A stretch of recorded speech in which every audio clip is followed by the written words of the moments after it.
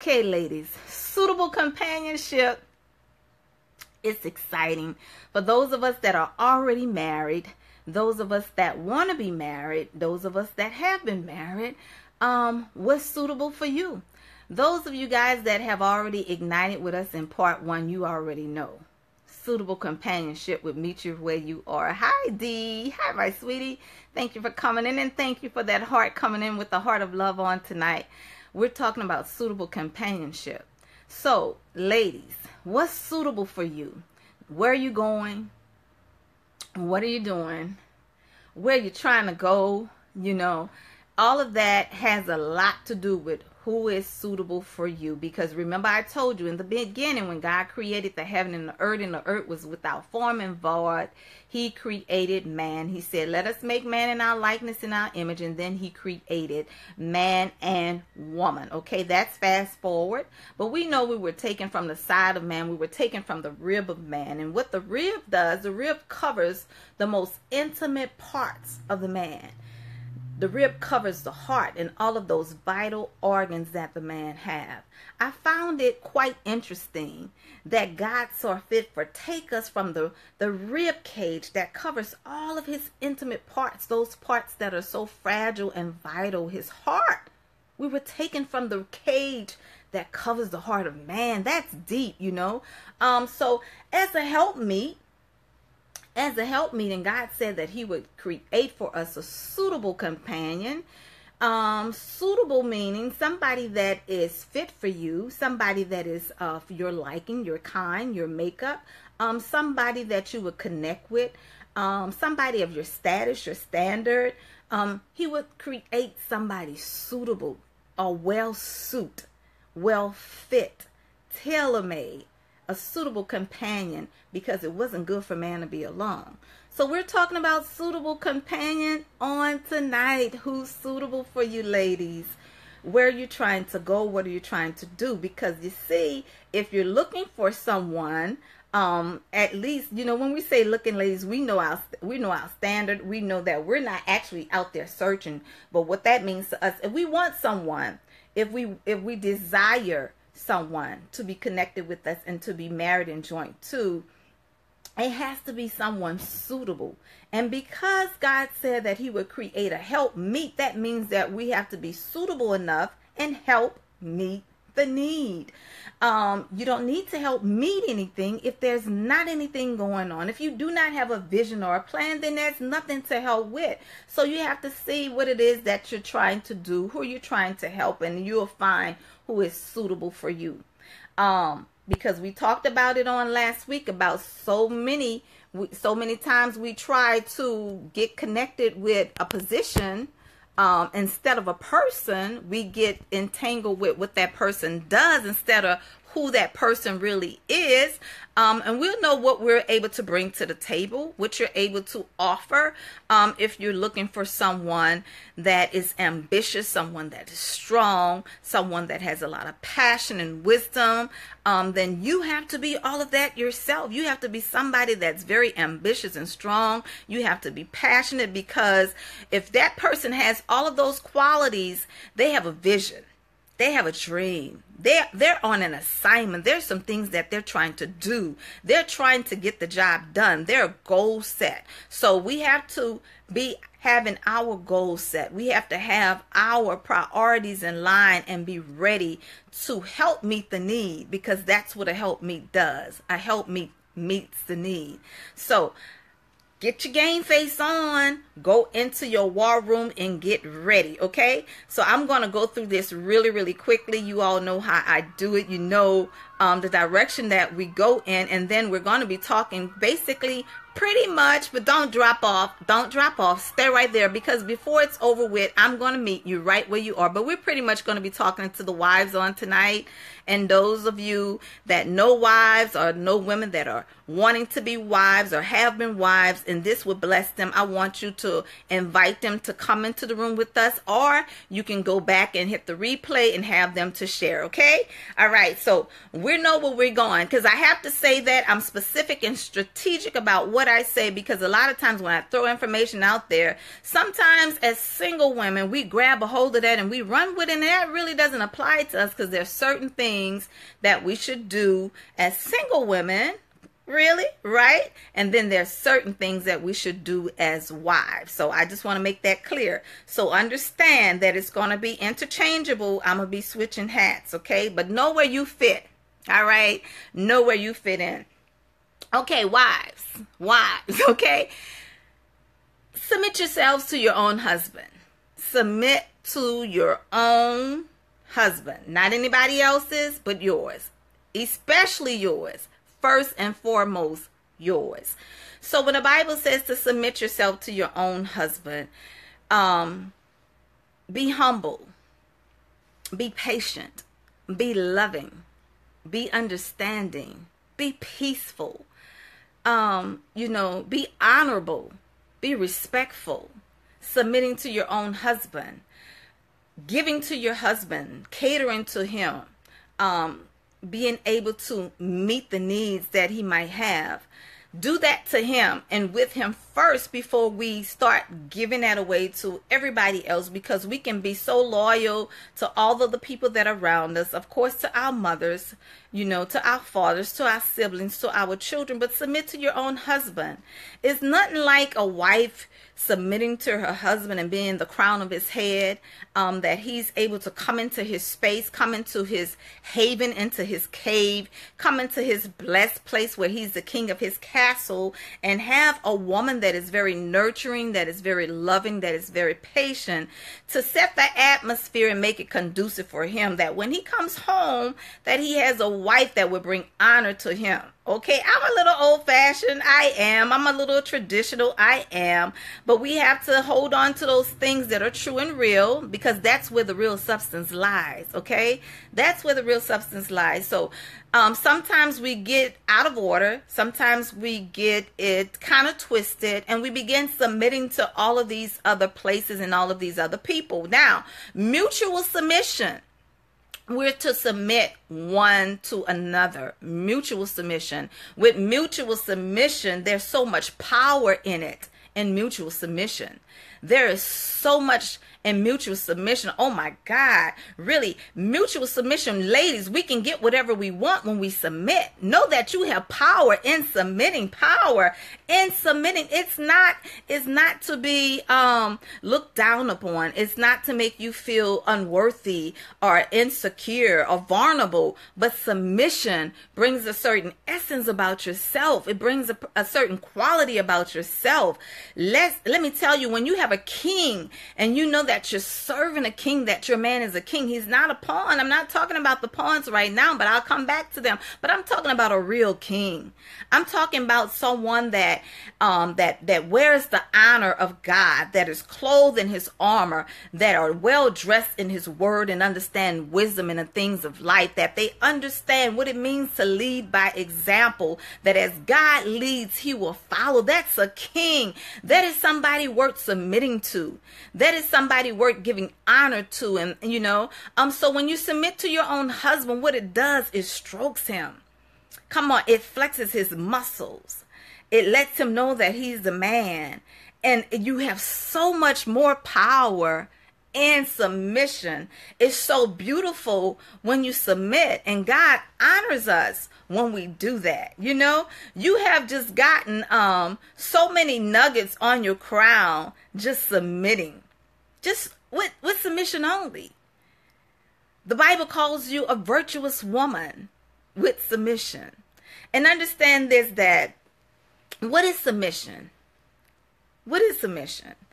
We're talking about being honorable, being humble, being respectful, being loving, being patient, being kind, being gentle, understanding that it's consensual, talking about it, doing what is expected. And that's not to diminish who you are. That's to strengthen who you are. Because remember, I said that we were taken from the very rib, the rib of man, the cage, the part that covers his heart. So as a wife, when we submit, When we submit, we're in good standing with God. We're in alignment with God. God is pleased with us. So when we submit to our husband, we're covering him. We're stroking him. We're loving him. We're letting him know that he is the king, that he is royalty, and that everything that he does and everything that he wants to do, we're backing him. That's what submission does. Submission causes you to walk upright and to have all that you want, because the power lies within. When a woman can submit, that is a woman that is really in control. That is a woman that is really in authority. She's really empowered when she submits to her own husband. Okay? So let me say this: it's not for us not to respect our husband and to not be respectful of him and honorable of him and understanding and patient of him. But then when we go into the workplace, we're submitting to man on the job. We're submitting to a supervisor. We're going to the church and we're submitting to the pastor, and we're doing what the pastor say, and we're being on time at church, and we're making sure that we're in this organization or that organization, and we're doing all of the things that we need to do to fit and to be. We're submitting to that voice. But when we come home, submit to your own husband, because you're supposed to put your husband first. Any man in your life, your husband has to come first. When it's your husband, the band around your house, husband. Okay? So understand the order of it. And it's nothing more beautiful than a submitted woman.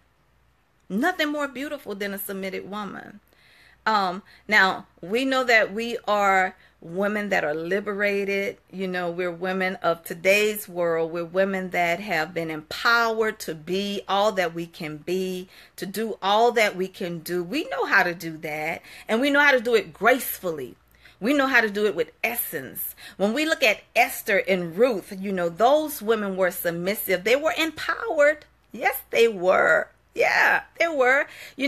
Ruth was a powerful, strong woman. Ruth was submitted to Naomi. Ruth did what her mother-in-law taught her how to do, taught her how to be submitted, and taught her how to be patient. So Ruth took that. Look at the example. She took what she had as it relates to submission, and she used it for her advantage, and it empowered her to be one of the wealthiest women, ever, that she was able to find her Boaz just by gleaning the field, by serving. It's nothing more beautiful than having a woman to be submitted. I'm going to get to you, girls. I know you're waiting on me. I know we talked about suitable companion part 1. So we dealt with us, right? We dealt with us, and we dealt what we should expect, what we should want, what we're not going to tolerate, what we're going to celebrate, who we are and where we are. Okay. But there's 2 sides to that. Okay. So we can't just look at it one way as a suitable companion. Now, a suitable companion, being submissive, having to use that as our armor. That's our armor. Oh my goodness. If you got into my book and you saw what it was really about, what? When you really submit to a man, and this is our nugget, ladies. You can get just about anything you want from your husband when you stroke him. And when you love him, and when you're patient and you're submitted to him, because it brings about a certain essence that he is just so intrigued that his lady is really hearing what he has to say. And not only that, she's hearing it, but by her examples, she's carrying it out. She's seeing it through. She's really doing and listening. A man is intrigued by that. A man feels honored by that, because of course he wants to be respected. And if he goes through all hell and high water to go out there in the world to deal with those folk out there, and then to come home, that's where his castle is. That's his safe place. That's his haven. So now at least he should be able to come home, and his queen should be there to note that he is here and to make everything suitable for him as he come. I know I'm talking old fashioned. I know we're not used to this in today's world. It's a whole different thing out there today. But ladies, when we submit and we do these things, do you know that is like jewels on your husband's head? That is actually a crown, jewels being put in his crown on his head, that when Ruth went out into the community, that she was well respected. She was recognized by so many. Everybody knew her. They knew who she was connected to. They knew who her husband was. She was a woman of character, a woman of substance. She was a woman of integrity. She was a graceful woman, and she was a businesswoman. She was no wimp. She was not a wimp. She was not so passive and just so mousy. She was a woman in authority because she knew how to negotiate. She conducted business. She was able to rise up early in the morning and make sure that the needs of her home was met. She prayed early in the morning. She would sew and cook and make sure that things were so properly in order. But she knew how to negotiate too, contracts with businessmen, and knew how to be recognizable in the sight of her husband. And he was well pleased with her. Ruth, my dear, Ruth knew how to take care of business. We need a new Ruth. We need a new. Ruth knew how to take care of business. Ruth knew how to do both. She knew how to be in authority, and she knew how to be under authority. And that's who we are. When we go on somebody else's job, we're under authority. When they come on our job, we're in authority. So you have to be able to be both. You can't not be a leader unless you've learned how to follow. Okay, there's a certain order to it all. You cannot be a leader unless you've learned how to follow. And so with being that jewel on your husband's head, because I'm talking to the wives, I'm talking to those who were married, and I'm talking to those who want to be married. Okay, I'm talking to those who want to be married, those who were married, and those who are married. And there's an essence about you. There's a certain aura about you when you submit. We're talking about suitable companionship. So who's suitable for you? Who's suitable for you? Because see, when you are a queen and you know who you are, you can walk gracefully and proudly, and you can hold your head up high and your shoulders back. There's a certain era about you, a certain aura about you, rather, that when you step into the room, people recognize who you are. You're a force to be reckoned with. You're a force to be reckoned with. It's not about how much you say, but it's about what you say. You understand? It's about what you say. So we're able to meet you right where you are. We're able to meet you right where you are and to find who's suitable for you. Because if you're looking for a king, then he's looking for a queen. And he's going to expect a queen. Now, when you are a queen, do you realize what place of authority that puts you in? Do you realize what level of power and positioning that puts you in? So queens have to rule well. Queens have to make conscious decisions. Queens have to be logical in their thinking and strategic in their actions and their dealings. Queens know how to exalt their king. You have to know how to pillow talk. You have to know how to late at night when it's all quiet and bring it all down. When the day of the whole entire day has been busy and buzzing, everything is quiet and settled, you have to know how to pillow talk. Oh, yes, you do. You know, there's a time that you go to your husband. There's a time that you come to him to talk to him about the certain things. You have to know him. You have to know him. So you're going to know the right time. You're going to know when is the right time to approach for whatever it is that you want. You'll know when the right time is. You'll know what to say, okay? You'll know when to say it. There's a certain time that you talk to him after all of the hustle and bustle, after the release of the stress, after a good meal that, you know, he's eaten and he's well rested now and he can lay down. Now it's time that you can go in and you can talk. Ask your girl Esther what time it is. Esther knew. Esther knew how to get to the king. She knew the approach. She knew what position to take. She knew what stance to take. She knew when it was time for her to come in. You know, Esther was bold. She was strong, but she was a woman that was wise. You have to be wise. We have to be wise women. So we have to know when it's time to approach. We have to make sure that everything is in order. We have to make sure that the house is ready and everything is prepared. We have to be wise women. If we have examples there, okay? So we have to be wise women. Now, of course, I know this does not appeal to every woman. Okay, I already know. We're talking about women all over the world. It doesn't appeal to every woman.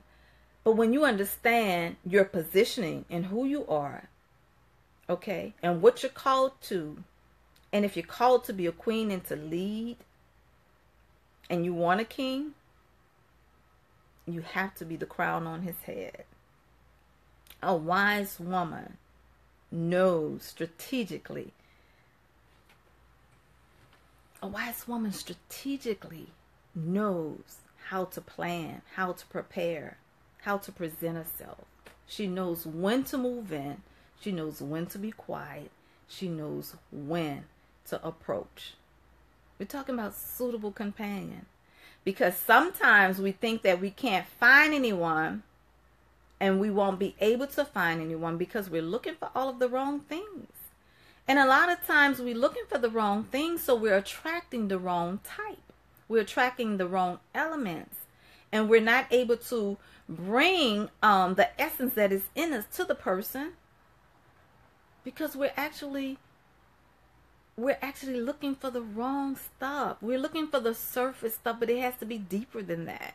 It has to be deeper than what we see on the outside. It has to be deeper than what kind of car he drives, how much money he makes, where does he work. It has to be deeper than that. We have to be able to say, you know, I told you on last week, can he pray you through? Can he pray? Did you check old homeboy out when he took you out to dinner? You know, see if he can bless a meal. Or is he waiting for you to bless it? Or does he just eat it? You know, I'm just saying. Really, I'm just saying. Can he pray you through? Can he cover you? Can he protect you? You know, will he keep you secure? You know, is he able to lead by example? Do he give logical, sound advice? You know, is he able to help you through? Because one thing about a king, and I know, ladies, I know we have to be healed and we have to be whole. We have to be delivered from our past. We have to be delivered from all of the weight and all of the heavy stuff and the stuff that we really deal with in life and the things that we've gone through. We can't bring that into another situation. But what I'm saying is that one thing about a king, even though you've been through all of that, even though you've gone through some hard times, you've been through some rough places, girl, you polished now. Hey, your crown is looking a little shiny right now. It's a little sparkly right now. You have jewels on your crown. You know, your hair is well dressed. But when you come to that place with your king and you're in that place where you're disenchanted and you feel dismayed, your king is supposed to stroke you. Your broken pieces to him is supposed to be a masterpiece. That's what a king knows how to cultivate his woman. A king knows how to stroke his woman. A king knows how to dress his woman. He knows how to adorn you. Yes, he does. So, you know, even though we have that brokenness, okay, yeah, we were broken back then, but we're whole now because it takes a whole person to be happy. It takes a whole person that is healed to come into a relationship so it can be at 100. Oh, yes. Oh, yes. Oh, yes.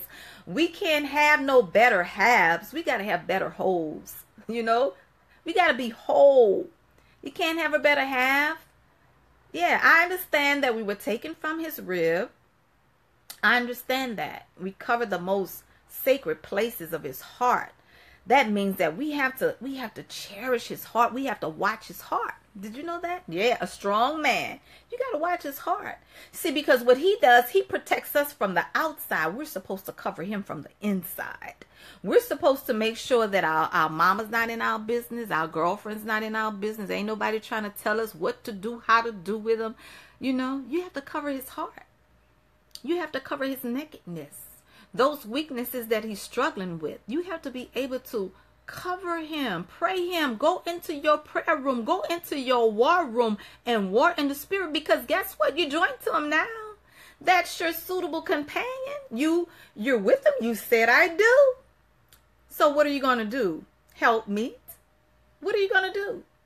Are you going to help meet?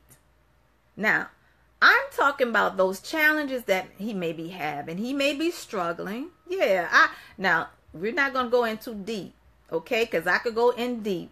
Now, when we get too deep and we're drowning and we're choking and we're almost dead, you better get out. Yeah, you better get out. That's not what I'm talking about. So let's not go there, okay? Let's not go there. I'm going to say that again. That's not what I'm talking about. I'm not talking about that. I'm not talking about abuse. I'm not talking about that. But I'm talking about if he's dealing with something, say he's dealing with where he's drinking, you know, he's smoking, he's whatever, he's lusting, he's dealing with some things. And you, as a wise woman, come on, because if you are in tune, you know he's dealing with something. As a wise woman, what do? What do? You better go in your war room. You better put on your war cry. You better pray it out in the spirit. You better war it out in the spirit. You better not go to your girlfriend and tell your girlfriend what you're dealing with. Don't you dare do that.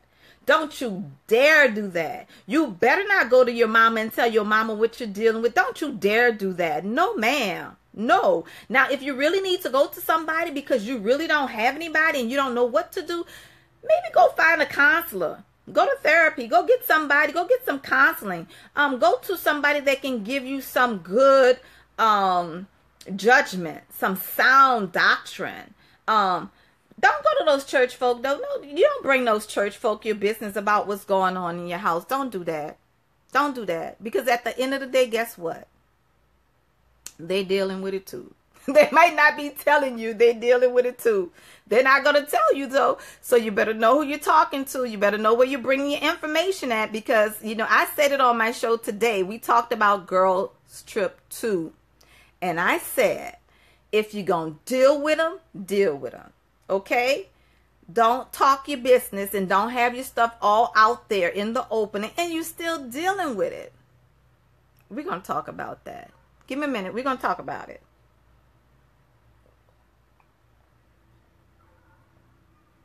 Don't do that. That's not a good thing.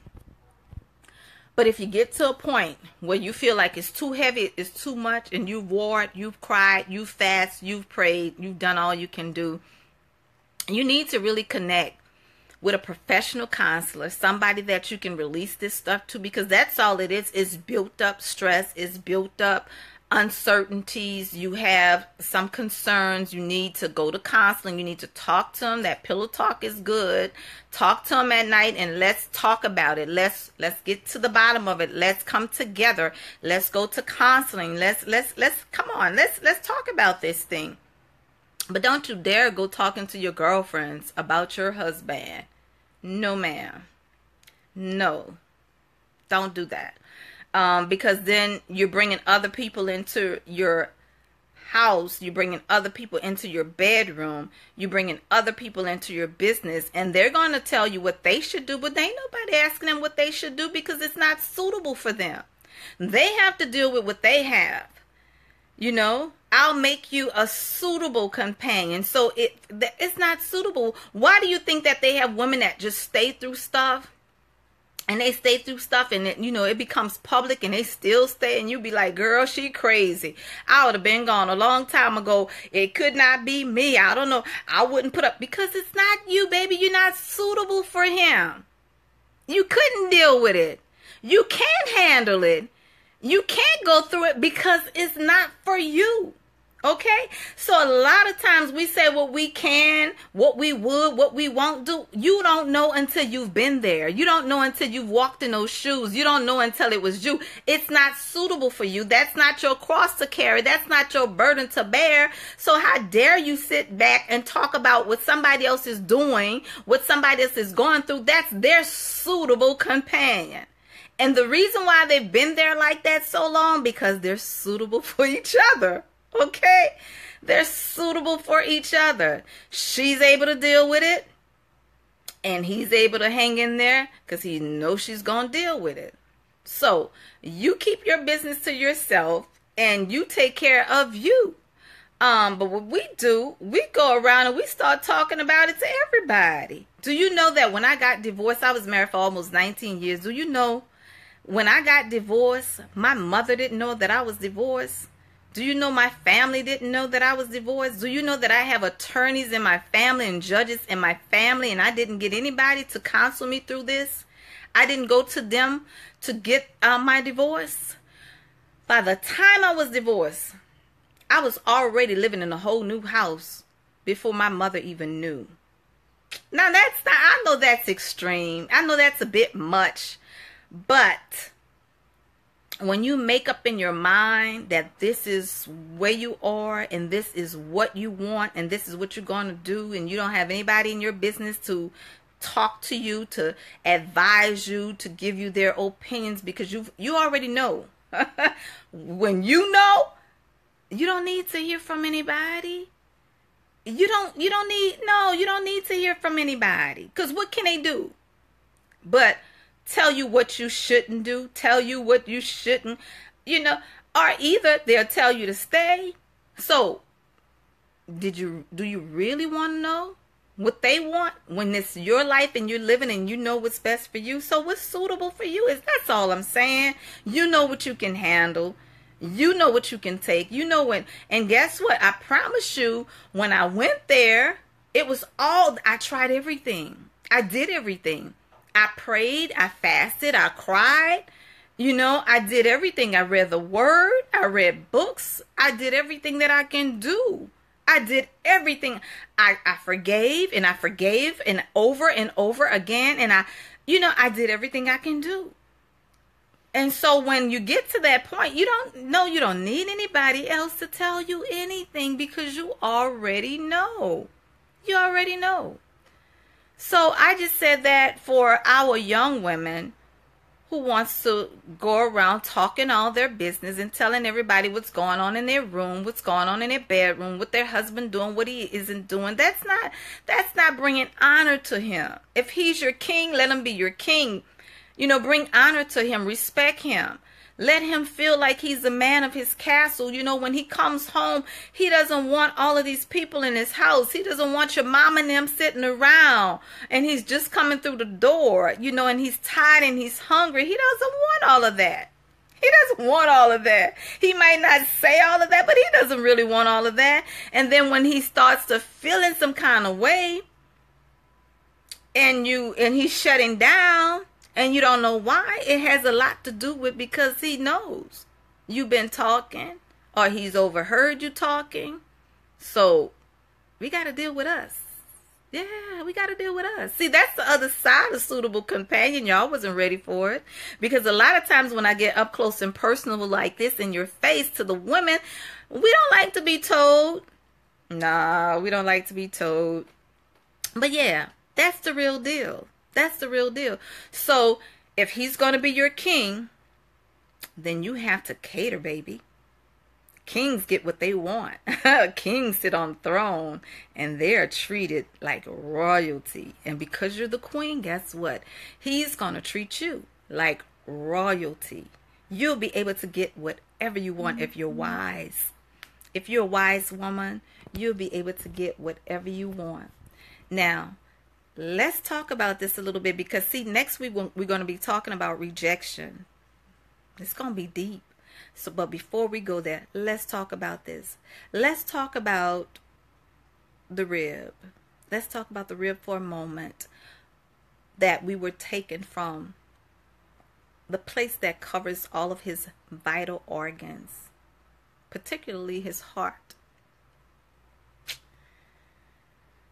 Can't nobody hurt a man like his woman. Can't nobody dishonor a man like his woman. Can't nobody discredit a man like his woman. So when we start talking and we're saying all of these things that he's not, and what he's not doing, and we're diminishing him, and he's going out there and he's being the man on his job, and he's respected by the people that he works with, and he's bringing big offers to the table, whatever he's doing to take care of you and to take care of home and take care of the children and those bills, and he's been respected out there. He wants to be respected when he comes home. He wants to feel like he's the king that you saw fit to serve him. Does that sound too old-fashioned for you, ladies? Is that like too far, going too deep? Is it too much? Because we're his rib. We're so close to him. Because we're the suitable companion. We're the helpmeet. We're the ones to help meet the need. And so when we're to help meet the need, okay, we have to know what the need is. He may not even want a whole lot. He may just want you to want him. He may just want you to encourage him. He may just want you to affirm him at times. I'm just saying, when he's getting all of these accolades by everybody who thinks he's great, thinks he's the man. Oh, you did a good job on that. Oh, I like how you did that. Man, you got it going on. Oh, you bad. So you know how to do that too. Oh, that's good. Wow. I didn't know that you were so creative. I didn't know that you were so gifted. I didn't know you knew all of that. And then when he comes home, he ain't shit. Come on, really? We do that. He ain't nothing. That's just him. That's just daddy. We give no honor to the person that we're joint to, the person that we're connected to, the person that we're united to, that we have a bond with. But everybody else can see how great he is. But we that have been taken from the rib, that have been taken from the most sacred place, the place that covers his heart and his vital organs, that we're to cover him and to serve him and to love him and to be patient with him, we don't give him any honor. So what do you think happens? Come on, y'all quiet tonight. Don't get quiet on me now. This is still Real Talk with Mary J. This your girl right here. This is still your girl. Why are you quiet tonight? Okay? So, listen. What happens when he's being stroked? He's going in the workplace. He's being stroked. His assistant is stroking him. His secretary is stroking him. The co-workers, employees, everybody's stroking him. His business partners are stroking him. His buddy on the job. Your boy riding in the truck telling him, man, you be driving that truck, man. You be rolling. You be getting the work done. You be making it happen. You be turning them corners. You heard me, dog. You be about your business. You about that paper. Everybody's stroking him. I'm saying it. I got to be that graphic. I got to take it from one extreme to the next to show you from every angle. Everybody is stroking him. He's cutting hair. They're stroking him. Man, this cut is tight. Your stuff, bro. You got me lined up just right. You got this right just like I like it. Everybody's stroking him. So, what are you doing? What are you doing? When he comes home, what are you doing? Oh, no more emojis? Where are my hearts? Where are my thumbs up, ladies? What are you doing? And so now, I'm going to help you. I'm not going to leave. Y'all know, you already know. You know I would gut you like a fish. You know I would. And then after, I'll take the bone out, put it on the side, sew you right back up. You don't need all those bones. They're sticking you everywhere. They're thorns in your side. You don't need all that. You don't need all that. But I'm not going to leave you bleeding. I promise you, I'm going to help you. I'm going to help you. I'm going to help you prepare a good meal. You're going to have a really good meal. All right? So I'm going to help you. So now, suitable companion. So now, wifey. So now, queen, that's waiting on a king. What are you waiting for? You need to help meet the need. You have to prepare. You have to get ready. Okay? If you want to be a queen, you want a suitable companion, because a lot of times we want what's suitable for us, but are we suitable? Are we ready? Are we ready to give? Are we ready to cater? Are you ready to meet the need? You know? Are you ready? I'm serious. Are you ready for it? Because we want wedding gowns and wedding dresses and, 10 bridesmaids and a rock on our finger and a house. That's what we want. But do we want to be wives? Do we want to submit? Do we want to bring honor? Do we want to be respectful?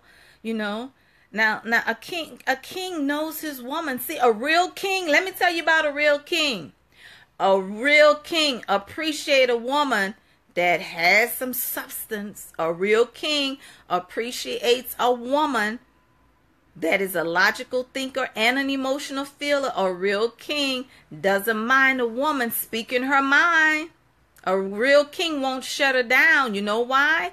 Because he knows that if he's connected to her and she's suitable for him, she has something to bring to the table, and he may not be thinking clearly. He may have had a hard day. He may not be really looking at this thing. He don't even want to deal with it, but a real king knows that his woman that is suitable for him, that she can put an offer on a table and have him to look at that thing in a whole nother way. And he'd be like, oh, you know what, babe? I ain't even think about it like that. I didn't even see it like that. You know what? I think that might work. I think you have something real.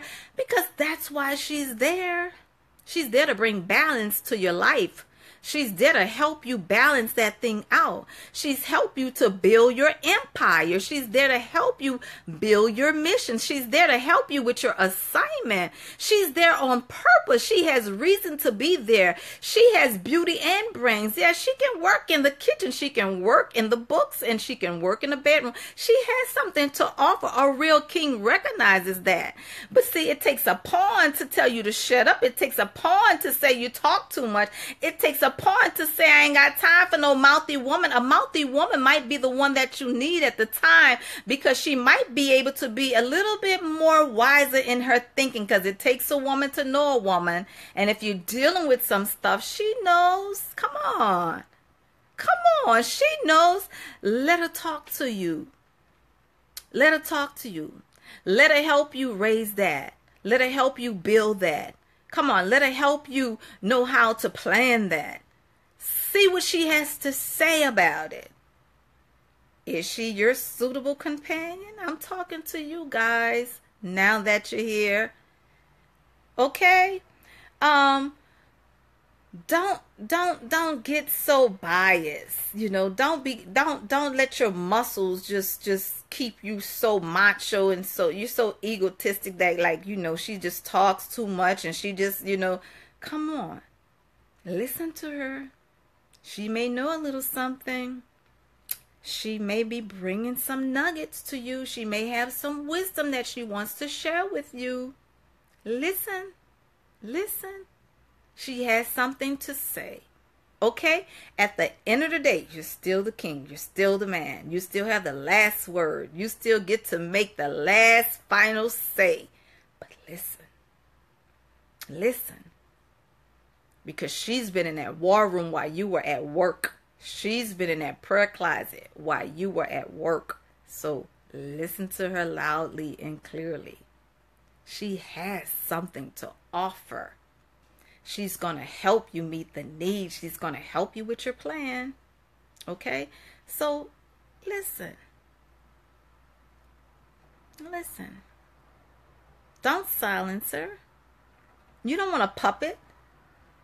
You don't want a puppet on the string. No. No. A king knows that. A king knows that. Listen. You remember Coming to America, the movie Coming to America? Okay? And the king was waiting on his queen, and the queen was being groomed from birth. The queen was being groomed from a child to know how to serve him, to know all of what he liked and all of what she knew. And guess what? She didn't have a voice. Because when she went to the king and he asked her, "What do you like?" She said, "Whatever you like." He wanted someone that was able to think. He wanted someone that was able to speak. He wanted someone that had sound judgment, that understood life, that had an opinion. That's why I say, listen, men, listen. He didn't just, a king. I'm talking about a king. Now, if you're a pawn, you'll never understand. But I'm talking about a king. He said, but what do you like? What kind of music you like? What kind of food do you like? She said, whatever you like, the same kind of food you like. He wanted a person. He wanted a helpmeet. He wanted somebody that he can gel with and have some camaraderie. He wanted somebody he can have fun with. He didn't want a puppet. He didn't want a robot. You understand?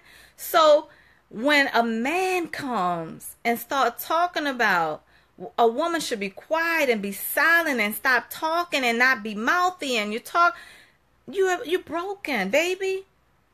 Take a moment. Take a moment. I know you're strong. I know you're fine. I know you have muscles.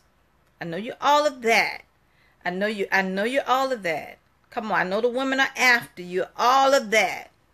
But when you cannot listen to a woman and you cannot just hear what she has to say, even when you don't agree with it, but just the thought of her just saying something, just having a voice just annoys you, you're broken, baby. I'm sorry. You're broken. You're broken. Because a real king values the opinions of his woman, because he knows that he's the leader and he's in control and he's going to make the final decision anyway, but he values what she have to say. He values it. He values it. Oh, yes. Esther said, if I perish, I'm going to perish, but I'm going to see the king. He valued what she had to say. He understood what she brought to the table. So he listened. He listened. So we're talking about a suitable companion. And we're going to talk about it in depth. We're going to go to some deep things, because ladies, sometimes we miss it. And it's going to couple over. It's going to spill over into rejection for next week, and we're going to talk about rejection a little bit too next week. It's going to spill over. But when we are doing all of this stuff, like I said, we're honoring everybody else. We honor the people on our job. We respect them. We go to church. We respect our pastor. We honor them. We respect the leaders. We go to the schools. We respect them. And then when we come home and we don't give any homage, any honor to the person that we're connected to, the person that we're joint to, the person that we call our king, the person that we said I do to, or the person that we want to say I do to, and we give them no honor, it's like hot coals on his head. It's like hot coals on his head. And then when it comes to being intimate, we talked about it. Intimacy. Intimacy. You into me, see into me. I see into you. into me. You see, what do you see in me? Ooh, what do you really see? So now when we have our husband and he wants to be intimate and we're so tired, we have a headache, our back hurt, we cooked, we went to work, we're not in the mood, we don't feel like it. Okay, that's today. What about the next day? What about the day after that? So then what happens? We have to start really scheduling in sex appointments, really, with our spouses. We have to put it in on a schedule to let them know that when we won't be tired or when we can, like, don't bother me in the middle of the night. I'm just saying, I'm just trying to paint the picture. That's all I'm trying to do. That's all I'm trying to do. And listen, I'm not just talking. My girlfriends know that about me. I have girlfriends for over 20 years that know that about me. I'm not just saying this to you. I'm talking about realness. I'm not playing.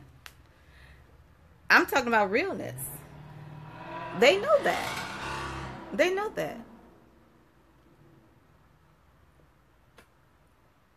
But if you are a suitable companion,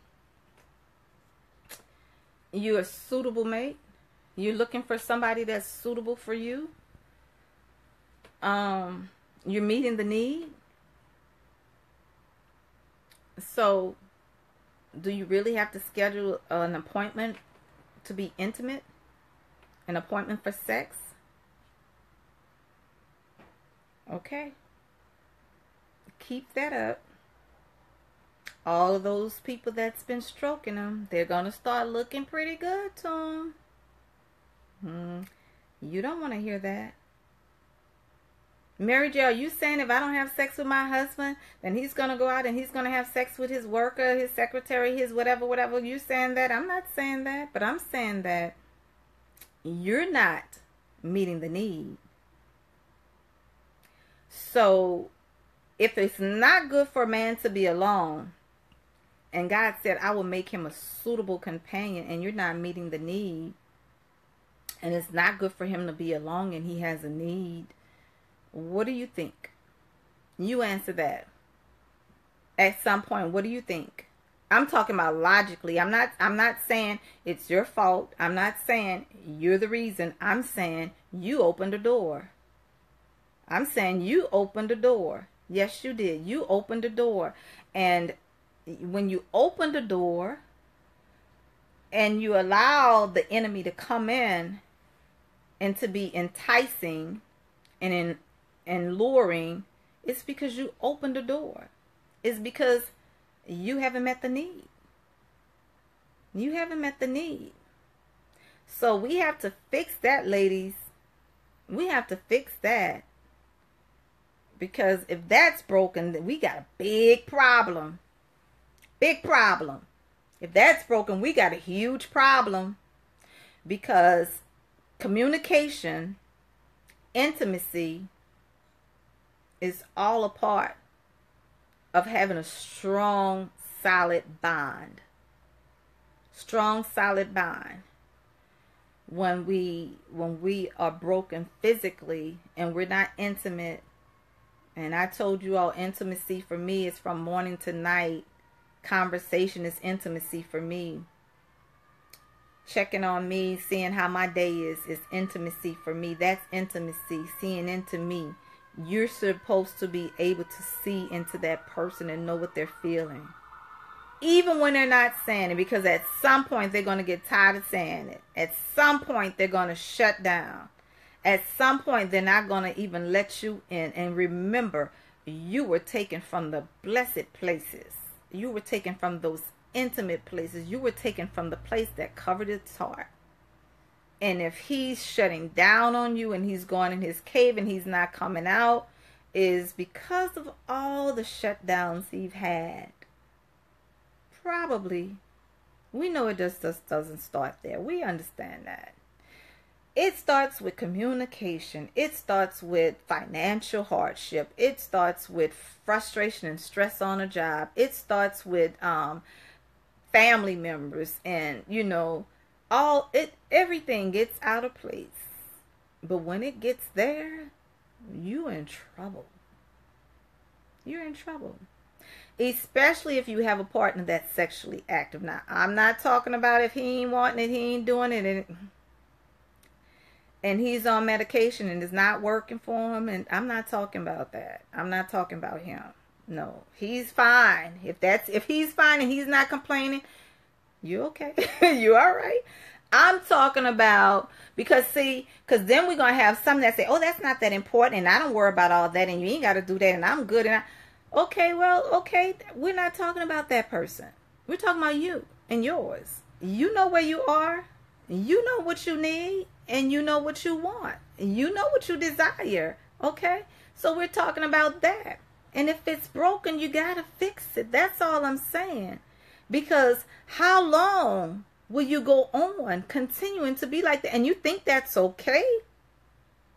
Really? You think it's okay? And then I know we've been through some brokenness. I know we've been through some heartaches. We've probably been through some betrayal. We've probably been through some, some real hard stuff where somebody crossed boundaries. Somebody stepped out of line. It hurt us. It affected us in a deep way. We're bitter. We're resentful. We're hurt. We're wounded. All of that is going to take some time for us to get back to that place. It's going to take time for us to heal. It's going to take some time for us to recover from that. So we got to trust in parts, and we're not ready to open up. We're not ready to be as vulnerable. I get all of that. But if you're going to be there and you're going to stay there and you're going to forgive, you got to let some of that stuff go. Okay, he has to show himself worthy. He has to come back around. He has to be able to mend. He has to be accountable. I get all of that. I promise you. I understand. I'm way past that though. I'm way past that now. When I'm talking about being intimate, I'm past that. Because see, you can't ride that train for the rest of the time. You can't hold on to that for the rest of the marriage, and you still holding on to the same thing all those years still? Really? So he's still paying for that after all that time. All those years, it's the same suitable companion. So you're still stuck there. Do you really want to be that disenchanted and that unhappy all of those years? No. Come on. Let's reason together. Let's come together and let's discuss this. Let's come together and let's talk about this. Let's come together and let's gel for a moment. Okay? You have to get to that place where, because it's going to affect you. It's going to affect you in more ways than one. It's going to affect you physically. It's going to affect you where you're going to be stressed. You're going to start losing your hair. You might lose weight, or you might gain a whole lot of excessive weight. And it's going to have you really out of physical health. You're going to really start having some insecurities now. It's going to affect you in a great way. And then who's suffering? You. You're suffering. So why do you continue to hold on to this kind of foolishness? And we're like kids with tantrums at this moment. We're like kids with a tantrum. Because we're mad. You hurt me. You bruised me. You betrayed me. You stepped out on me. And, I forgave you. And I'm not about to. No, not right now. Okay, we get that. So when? Keep the doors closed. Keep the doors locked. Do not open doors. Do not have any outsiders to come in. Do not open those doors for any type of contemplation, meditation, rethinking this, getting ready to make it happen kind of moments. No, ma'am. No, sir. It's time out for that. So when you already know, you've already gone through it, let it go. Start over. That's if you're going to let it go. Hey, it's up to you. So if you're gonna let it go, why are you still dwelling? Why are you still holding on to it? Why are you still there? At some point, if you're gonna let it go, let it go. If you're gonna let it go, let it go. But if you're gonna keep holding on to that thing and making a person pay for something over and over, it's not gonna be good for you, and it's not gonna be good for them. Suitable companion. So we have suitable companions that don't want to forgive, that do not want to get along, that rather live like that. That's not good. But if it's suitable for you, I understand. That's where you are. I'm trying to help you. Because at some point, somebody's going to have to give. It's not going to work out. It's not going to work out. Like I said, unless you're much, much older, because we know we get there. We're much older. Sex is not important. We've done it all up. We're tired. We can't get it up no more. We ain't trying to get it up. We're on medication. You sleep in your room. I sleep in my room. We just here. We just here say we married. We just been here for umpteen years, but that's all it is. If that's suitable for you, then that's okay. If that's okay. It's okay if it's okay. I'm just saying, when are we going to be able to really hear each other? See, because we're missing the whole part of intimacy, seeing into me. When are we really going to hear each other? Feel each other? See, when you hear each other, when you're intimate, you're able to be in tune with what that person feels, with what they're thinking, even when they're despondent. Because there's some things along the way that has caused that has driven that person to that place to be that way. You have to be in tune. Intimacy is very spiritual. It's about connecting spiritually, not just physically. Intimacy, when you connect spiritually, you already know, you feel it. You feel it. So it's not like, oh, I didn't know, you should have told me. He told you. Over and over, he keeps telling you. So you're the powerful, strong queen. You're the crown on his head. You're supposed to know now. So we have to work on that. Suitable companion. We always want what we want, but when we get what we want, we don't want it. Why is that? Why is that? That happens. So why is that? Because, see, the challenge is to defeat the union. Is to divide the union. Is to block the union. Is to stop the union. That's why when you get it, it's like we get complacent. We get in relationships and we get lonely. Why? I was married and was lonely. My husband probably, he can tell you he was married and he was lonely. I'm not going to just put it off. He was married and he was lonely. I was married and I was lonely. Why is that? What happens? What happens? We get complacent. We get familiar. We let things go. We take people for granted. And it's not a good thing. That's why I say it has to be more to it than just wanting a wedding, wanting a marriage, working on it and keeping it. And keeping it where it's healthy and it's whole, that you are healed. If you're not healed, then be healed. Be healed. If you're going to forgive, forgive. I'm not saying forget. Don't forget. That's crazy. Don't ever forget. And that's not true when it says, well, if you don't forget, you really didn't forgive. Yeah, you forgave, but you have to remember. You know why? Because when you remember, you know not to do it again. You know not to repeat that cycle. You know to learn from your mistakes. Better to learn now and to move forward. Why are you forgetting about it? No, you don't forget. Now, you don't keep bringing it back up over and over again. You're not going to keep bringing it up. If it happened and you learn from it, you forgive, you move forward, you let it go. Okay? But you don't hold the person down to the same thing for 10 years for something that they did. And just because they're your husband or just because they're your wife, you feel like now you want to manipulate and you want to control now because of what they did 10 years ago or what you knew. So you feel like you have the power and authority to use that to get what you want. And God is pleased with that, right?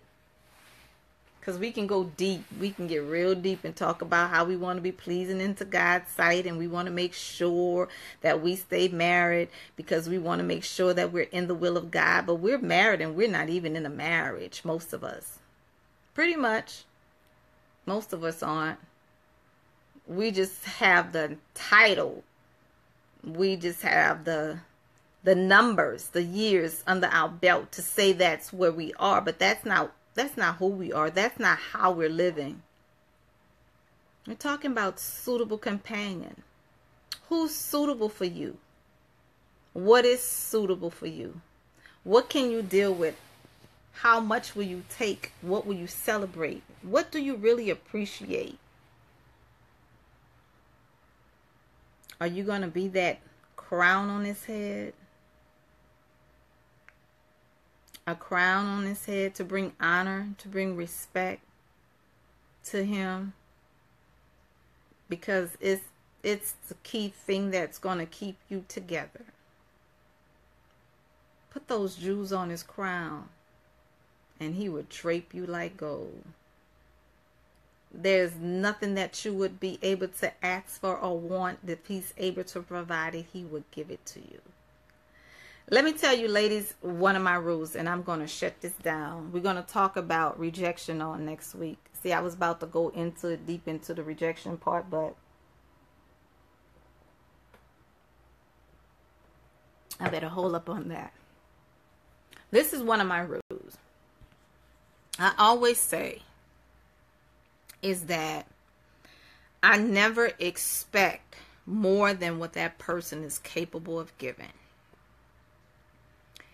I'm not going to expect you to give me no more than what you're capable of giving.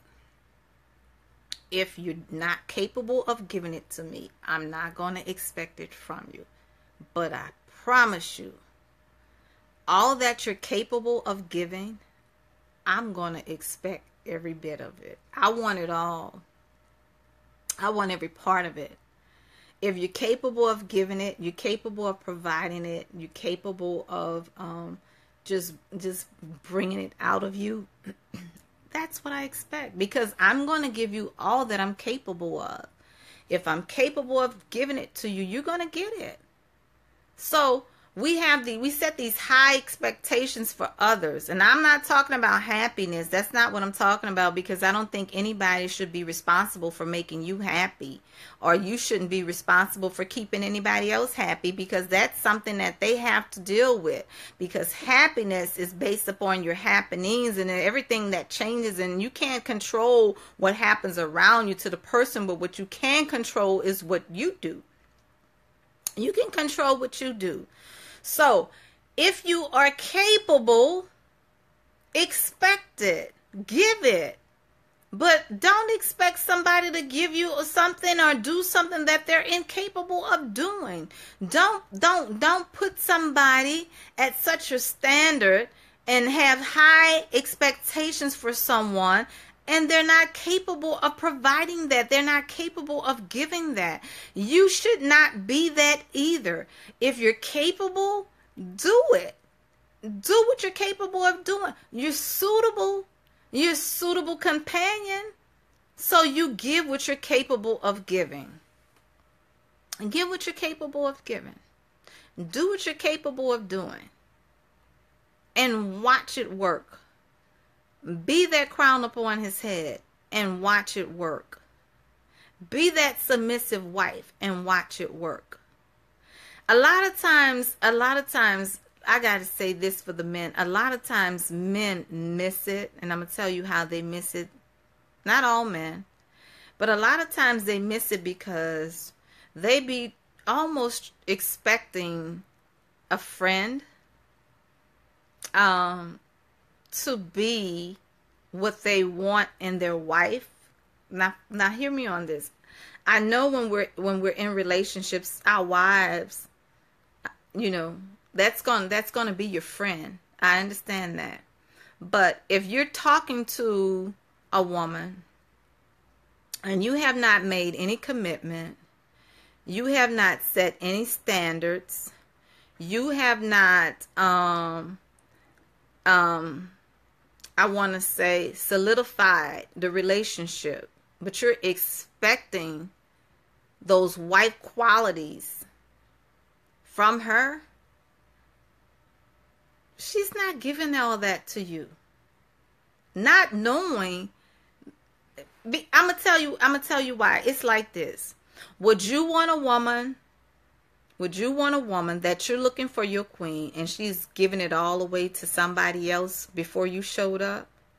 He done took everything. He's got all of it.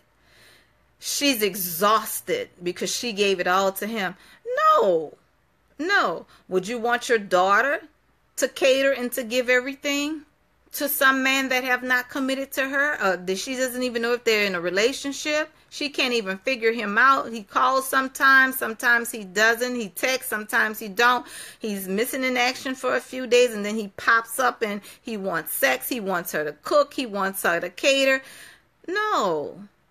But I tell you what, when a woman knows where she's going, she knows her place, you've had conversation, you've discussed it, and you've solidified the relationship, the two of you are on the same page, you know what to expect. Yeah. She already knows. She already knows what's happening. Okay?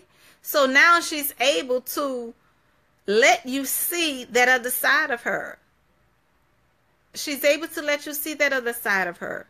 Now, you're going to know just by the way she's presenting herself, the way she's talking, all of that. But you talking about sexing you and cooking and, you know, why? Boys, bye. Go sit down. Bye, for real. Bye. You know? So I want to say that because, and then you think, oh, she's not wife material because she don't cook or she don't want. Really? Really? I had a man ask me one time, because he know I love to cook, and I do cook, and I am a good cook. He asked me one time when I'm going to cook for him. I don't mind cooking, but I'm like, Negro, please. We haven't even gone out to eat dinner. We just, and he was somebody that I knew. You know, I used to date him a while back, years ago when I was very, very young. But maybe he was just familiar. I don't know. But every time, and that used to annoy me. Like, girl, when you gonna cook? When you gonna cook? This is not a contest, sweetheart. This is not home economics. I'm not trying to cook to show you what I can do. Let's come together. Let's talk. Let's get to know one another. It's been years. Let's take it slow. Let's see where we're going. I don't mind. It's not a big thing, but I'm just saying, really. Let's see where we're going with this. I'm not trying to prove who I am. I know who I am. I know what I can do. I know what I can give. I'm not trying to prove that to you, darling. Okay, ladies, suitable companionship. What's suitable for you? What are you trying to give? Where are you trying to go? What are you looking for? What are you bringing to the table? What do you have to offer? If you're looking for a king, you gotta be a queen. Because that's a king recognizes a queen. A king recognizes a queen. You're not looking for a pawn. See, that was a pawn that was talking to me. That was a pawn. And I knew it was a pawn. You recognize a pawn by the way they talk. You recognize a pawn by the way they move. A pawn is limited in their movement. A pawn can't control the whole board. Pawn don't even know which way they're going. They don't even know what direction to take. They're not even speaking your same language, you know. You start talking to them about things that are deep, things that are spiritual. A pawn is not able to recognize that. Yeah, they might know a little bit here and there, but they're not able to deal with you, the whole you. They're not able to meet you where you are. No. Pawns are very camouflaged. Pawns look like they got it going on, but they don't have enough substance. They don't have anything. That's a pawn. You have to recognize that. But when you are a queen, you're not in no compromising position. You're not ready to settle. You know that you can be as strong as you want to be or as weak as you want to be. You know how to play both. You know how to play both. You really do. You can take control if you want to take control, or you can sit back and relax on your throne. You know how to play both. That's what a queen does.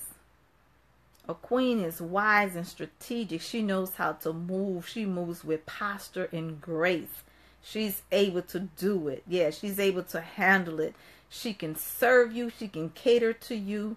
Baby, she can stroke you. She can pray you through. And she knows how to handle the household with the children. She prepares the way. She makes the room ready for you. And she knows how to give whatever you need. That's what a queen does. That's what a queen does. Yes. Queen handles her business. We're talking about suitable companion. A suitable companion on tonight. This is part 2 of suitable companion. We're going to talk about rejection on next week, ladies, because we know that rejection, I'm telling you, oh my goodness, you have to understand that rejection is not always bad. Sometimes you're rejected because the person that you're trying to get joined to and yoked to may not have been suitable for you. It's okay to be rejected. It's okay if he didn't choose you. It's okay if he chose Vashti and not Esther. It's okay because Esther is waiting for the king. It's okay if he chose somebody. She was suitable for him. She was suitable for him. It's okay. All right, ladies, this is Matters of the Heart up close and personal on tonight. I knew I went in a different direction. You weren't prepared for that. You weren't ready for that, ladies, on tonight. I know you weren't. But we're going to be okay through here. This is Matters of the Heart, and this is where we are for Matters of the Heart on Monday nights, up close and personal, in your face with your girl, Real Talk Mary J. And I want to meet you right where you are. I see, D, you're saying a whole lot. I'm going to have to go back and look at the replay to see exactly what you're saying, because there's so much that's floating on the screen and another comment that is coming up right behind you. So I can't really get it all. But we're going to go back and look at the replay and see exactly what you're saying. Let's see. Powerful word. Thank you, love. Thank you, heart. I'm trying to see what you're saying. You're saying, I guess if you're not equally yoked, that's when let's see if I can read. No, I can't read. Yeah, hold on. Let's see. That's when the issues of submission may happen. When you're not equal. Yeah. He has to recognize she is a queen. That's right. When you're not equally yoked, that's when problems of submission happens. You're right about that. When you're not equally yoked. And, because when you're not suitable and you're dealing with somebody that does not recognize who you are, then submission to them becomes control. It becomes slavery. They take advantage of it. They take you for granted. It becomes abusive. And submission, I think, I can't wait till you guys read my book. Submission is a very beautiful thing. Submission is a very powerful thing. But we take submission as a weak thing. We look at it as being weak. It's nothing weak about submission. It's about being powerful and being strong. When you can submit, that's when you're really, really strong. When you can submit. There's some beautiful things about submission and what submission does, It has nothing to do with being less than. It has nothing to do with being discredited. But in the hands of a pawn, when you submit to the wrong one, it can be very dangerous. I will say that. It can be very, very dangerous when you submit to the wrong person. But submission is a beautiful, beautiful act. And God designed it to be that way because he knew that if we submit to our own husbands, all of that stuff on the outside, we can, that's half the battle already. That's half the battle. That's half the battle. That's why he said your own husband. Because nothing is like, a woman that is submitting to everybody else, to all these other men. And then the husband, and he's observing this. He's watching that you taking care of him, taking care of your daddy. You over there by your brother. You taking care of your pastor wants you. You're doing what pastor say. You're doing that. You're on a job. You're doing that. But then he come home. You didn't cook. You didn't clean. You're tired because you done ran around all day. You done all this stuff for other people. Now he wants sex. You tired. You got a headache. You're not doing that either. And now he feels disrespected. He feels neglected. He feels rejected. You've done everything for everybody else. You've taken care of the kids. You've done all of that stuff. And now you're too tired. You can't do anything for him. Okay, you did cook today. What about tomorrow? Okay, you gave me sex today. Now what? When I have sex again, we got to put this on the schedule now to have sex with my own wife. Come on, really? So we have to understand how to submit and how to balance this stuff all out and to just be, you're suitable. You're a suitable companion. So what's going on?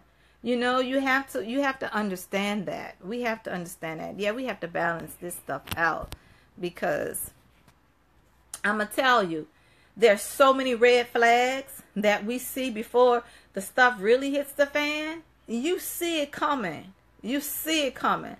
And don't just lay there and just act like it's not happening. It's happening. It's happening. You see it way before. So we have to be able to do better than that, ladies. We have to be able to do better than that. And when a woman says, "Oh, I'm not worrying about him," or "He's okay," or "He doesn't need anything," "He's not going anywhere," okay, all right, okay,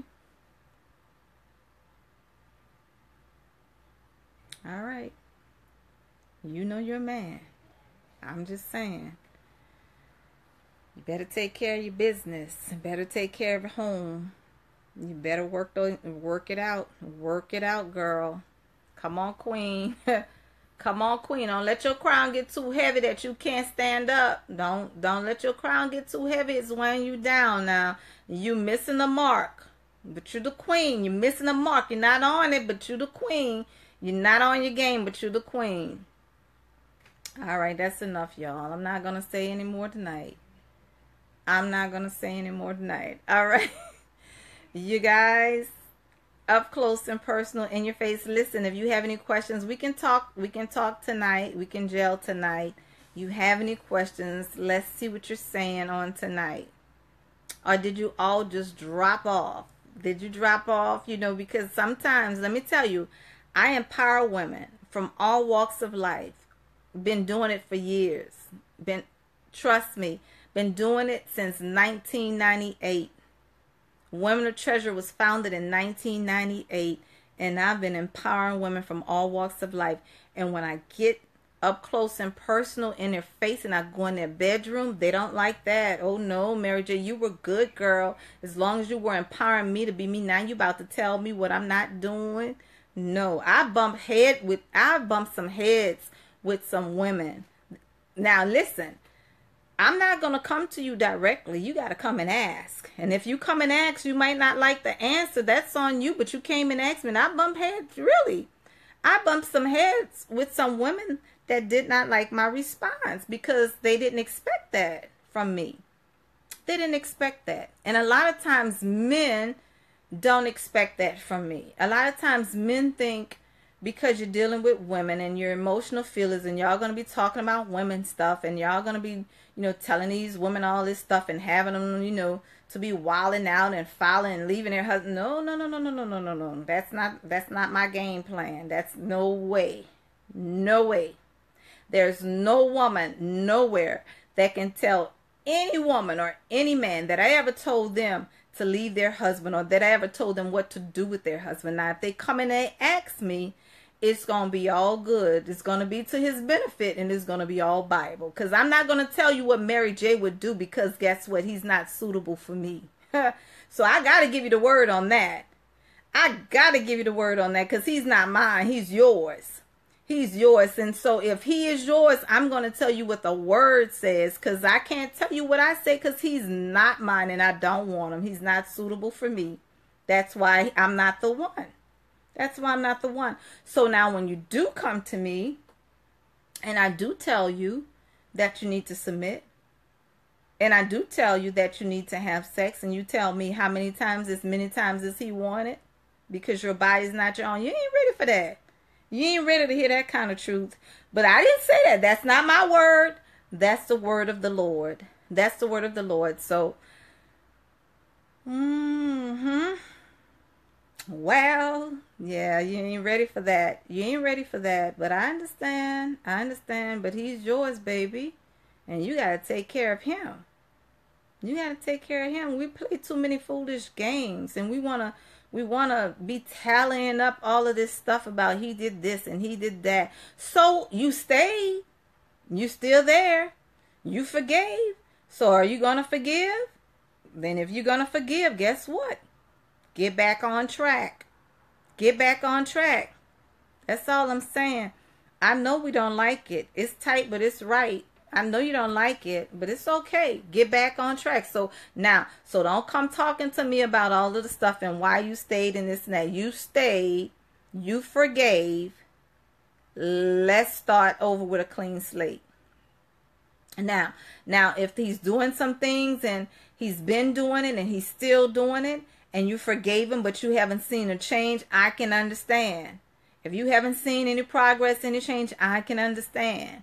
But at the same time, because you're still there, it's because you want to be there. So if you're going to stay there, then you got to do what you got to do. And it's on you. Because if you come to me, I'm going to tell you what the word says. I can't tell you what Mary J. said, because guess what? It's not Mary J. Mary J's not there. It's not mine. It's not me. I'm not in that situation. So what I say, what I feel that's irrelevant. That doesn't even matter. Because I'm not the one. Okay? Up close and personal in your face. I hope you're having a Merry Monday even on tonight. It's late, ladies, and I know we have matters of the heart on tonight. But we're going to talk about it in a deep way. It's going to be raw. I know. Sometimes I cut you, but I won't leave you bleeding. I promise you I won't.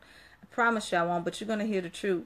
So we're going to deal with rejection on next week. We're going to deal with rejection. We're going to talk about rejection on every level. When we reject one another, what happens? What goes on with us? You know, rejection is a deep thing, but rejection isn't always good. It's not always a bad thing. Sometimes rejection is a good thing. Sometimes when you've been rejected, oh my goodness, you don't I'm about to get into it. I'm about to get into it tonight. Okay. I'm going to stop now. But if you have any questions, let me know. Do you have any questions? Do you have any questions? I'm trying to get clear in a clear space right here with the lighting. I don't know what's going on with my lighting tonight. I have any questions tonight? Okay, I know I had some more ladies that was on. They probably had to get off of here because they have husbands. So hopefully they went and worked it tonight. They went and put those things in action on tonight. Some of the things that I was sharing with them. Hopefully it helped. Okay.